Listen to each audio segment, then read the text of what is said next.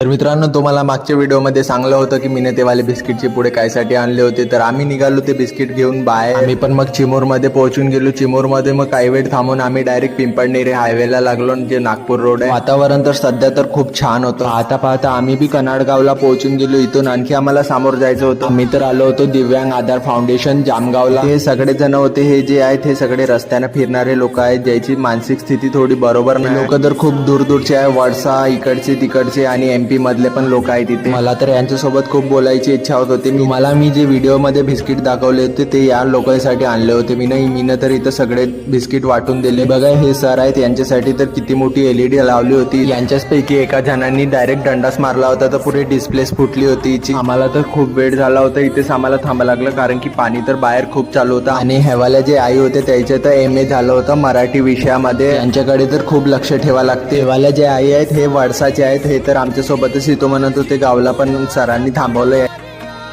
तिथेच खूप वेळ थांबून मग आम्ही निघून गेलो चिमूरला जायला, मम्मी आणि मी. गावला जाता तर आम्ही पण बिकानेरमध्ये थांबलो. थोडे ओले झालो होतो तर नाश्ता पण करून घेतलं. इथं मध्ये तर खूप पाणी आलं, अर्ध्यापेक्षा नदी तर जास्त भरूनच गेली होती. बाय मित्रांनो.